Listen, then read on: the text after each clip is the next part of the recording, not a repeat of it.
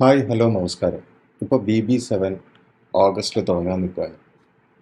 എനിക്കിപ്പോൾ നിങ്ങളോട് സംസാരിക്കാൻ തോന്നിയ ഒരു വിഷയം എന്ന് പറഞ്ഞാൽ ഈ BB മലയാളത്തിലെ ഏറ്റവും മികച്ച കളിക്കാരെ കുറിച്ചാണ്.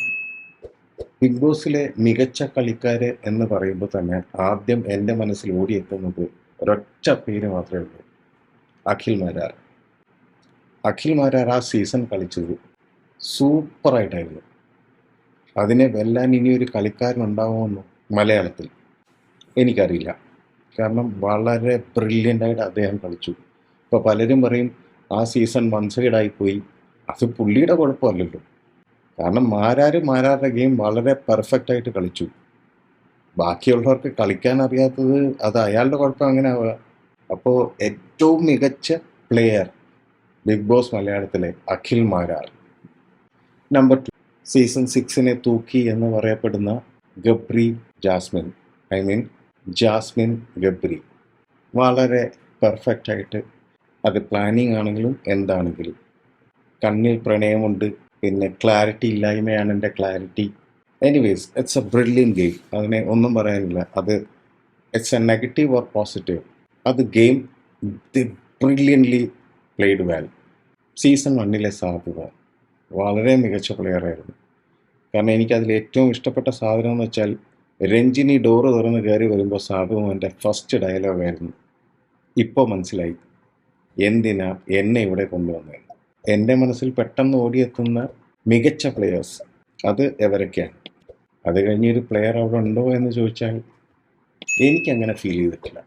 റോബിനെ എന്തുകൊണ്ട് അത്രയും സപ്പോർട്ട് കിട്ടിയെന്നൊന്നും എനിക്ക് മനസ്സിലാവുന്നില്ല. ബട്ട് എനിക്ക് ആ ഗെയിം ഇഷ്ടമായില്ല. ജുനൈസ് സീസൺ തെറ്റി കയറി വന്നതാണ് എന്നാണ് എനിക്ക് തോന്നിയത്. കാരണം ജുനൈസ് സീസൺ 6 വേറൊരു ബ്രില്യൻ ഗെയിം നമുക്ക് കാണാമായിരുന്നു. കാരണം അഖിൽ മാരാരുടെ ഫ്രണ്ടിൽ ജുനൈസിനൊന്നും ചെയ്യാൻ പറ്റിയില്ല. അപ്പോൾ ജുനൈസിന് സീസൺ 6 ആയിരുന്നു ബെറ്റർ. മാരാരുടെ ഫ്രണ്ടിൽ ജുനൈസിന് ഒന്നും ചെയ്യാൻ പറ്റാത്ത വെറും ഒരു കുഞ്ഞാട് പോലെ ആയിപ്പോയി.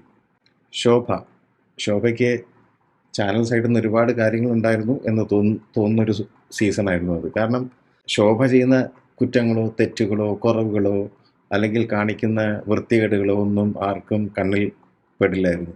അപ്പം അതുകൊണ്ട് ശോഭ എനിക്ക് കുറച്ച് ബ്രില്യൻ്റ്ലി പ്ലേഡെന്ന് തോന്നിയില്ല. രജിത് സാർ എന്തൊക്കെയോ പറഞ്ഞു വന്നു, എന്തൊക്കെയോ ആയി. അല്ല, എനിക്ക് പലപ്പോഴും ഇപ്പോഴും തന്നെ സോഷ്യൽ മീഡിയയിൽ കാണുമ്പോൾ എനിക്ക് തോന്നുന്ന ഏറ്റവും വലിയൊരു സംഭവമാണ് പുള്ളി പറയുന്നതൊന്ന്, പുള്ളിയുടെ പ്രവൃത്തി മറ്റൊന്ന്. എന്തിനാ എൻ്റെ പൊന്ന് രജിത് സാർ ഇതൊക്കെ നിൽക്കുന്നത്? നമ്മുടെ സ്റ്റാൻഡ് ഒറ്റ സ്റ്റാൻഡ് ആയിരിക്കണമല്ലോ, അതല്ലേ അതിൻ്റെ ഒരു ഭംഗി എന്ന് പറയുക. ഒരു പക്ഷേ ആ ഒരു ഇൻസിഡൻറ്റ് വെച്ചിട്ട് ഭാഗ്യമില്ലാതെ പോയെന്ന് പറയാം. ഇല്ലെങ്കിൽ ഒരു പക്ഷേ ആ സീസണിലെ ഒരു അത്യാവശ്യം ബ്രില്യൻ ഗെയിമിങ് നടത്തിയ ഒരാളായിരുന്നു. ഇനി കുറച്ച് തണുത്ത പടക്കങ്ങളുണ്ടായിരുന്നു പല സീസണിലായിട്ട്. അതിൽ ഒരു സീസണിൽ തന്നെ കുറേ പേരുണ്ടായിരുന്നു. സിജോ, പുള്ളി യൂട്യൂബിലൊക്കെ ഇരുന്ന് എന്തൊക്കെയോ പറയുന്നുണ്ടായിരുന്നു, പക്ഷേ തണുത്ത പടക്കമായിപ്പോയി ഷോയിൽ. റോക്കി, എൻ്റെ പൊന്നടാവേ, കരഞ്ഞ് മെഴുകി ഇറങ്ങി അവനെന്തോ വലിയ. പിന്നെ സീക്രട്ട് ഏജൻറ്റ് എന്തിനു വന്നു എന്ന് ചോദിച്ചാൽ ഒരു പക്ഷെ വന്ന കാര്യം പുള്ളി വളരെ കൃത്യമായിട്ട് ഡീൽ ചെയ്തു. അതിനുശേഷം പിന്നെ കണ്ടത് ആ പെട്ടിയെടുക്കുന്ന സമയത്താണ്. പിന്നെ കുറച്ച് ഡീസൻ്റായിട്ട് കളിക്കാം എന്ന് തോന്നിയത്. ഇത് വാക്കുകൾ കൊണ്ടും പ്രവൃത്തി കൊണ്ടും ഒക്കെ ഡീസൻസി കുറച്ച് വേണമെന്ന് തോന്നിയത് ജാൻമണി. എന്ത് വൃത്തികെട്ട രീതിയിൽ അവർ ആ സീസൺ കളിച്ചത്, അല്ലെങ്കിൽ ഐ ഡോണ്ട് ലൈക്ക് ദാറ്റ്. പിന്നെ അനിയൻ മിഥുൻ, ആ കൂട്ടത്തിൽ റിനോഷ്, ഇവർ തമ്മിൽ എന്തൊക്കെയാണ് അവിടെ ഇരുന്ന് പറയുക. അത് എപ്പിസോഡിൽ കയറിയിട്ടില്ല കേട്ടോ, ഇത് ലൈവിൽ മാത്രമേ കയറിയിട്ടുള്ളൂ. പിന്നെ റിയാസ് സലീം, അവൻ ആക്ച്വലി എന്താണെന്ന് പോലും മനസ്സിലാവുന്നില്ല. അവൻ്റെ ഇപ്പോഴത്തെ ചില സാധനങ്ങൾ, സോഷ്യൽ മീഡിയയിലെ ചില സാധനങ്ങൾ കാണുമ്പോൾ തന്നെ അവൻ എന്താണ് എന്നൊരു ആക്ച്വൽ ഫാക്ടർ എനിക്ക് മനസ്സിലാവുന്നില്ല. അവൻ എന്തിനാണ്, എന്താണ്, അവൻ എന്താ ഉദ്ദേശിക്കുന്നത്? ഇതൊക്കെ കഴിഞ്ഞിട്ടാണ് ഏറ്റവും വലിയ ആൾ ദിയാസന എന്ത് ആക്ടിവിസ്റ്റാണ്. ഈ സോഷ്യൽ മീഡിയയിൽ കയറി ചീത്ത വിളിക്കണേന് ആക്ടിവിസം എന്നാണ് അവർ വിചാരിച്ചിരിക്കണമെന്നാണ് എനിക്ക് തോന്നുന്നത്. ഒരു സ്ഥലം കിട്ടിയാൽ, ഒരു പൊസിഷൻ കിട്ടിയാൽ, അല്ലെങ്കിൽ ഒരു പ്ലാറ്റ്ഫോം കിട്ടിയാൽ അതിനെ ഏറ്റവും നന്നായിട്ട് എങ്ങനെ ഉപയോഗിക്കാമെന്ന് അല്ലേ നോക്കേണ്ടത്. സുബിനെ ഞാൻ ആലോചിക്കണം. സുബിൻ കിടിലൻ പ്ലെയർ ആയിരുന്നു, പക്ഷേ അൺഫോർച്ചുനേറ്റ്ലി അത് കൊണ്ടെത്തിക്കാൻ പറ്റിയില്ല. അതുകൊണ്ട് ആ ബിഗിനിങ് ലിസ്റ്റിൽ സുബിൻ്റെ പേര് ഞാൻ ഇൻക്ലൂഡ് ചെയ്യാത്തതിൻ്റെ കാര്യം അതാണ്.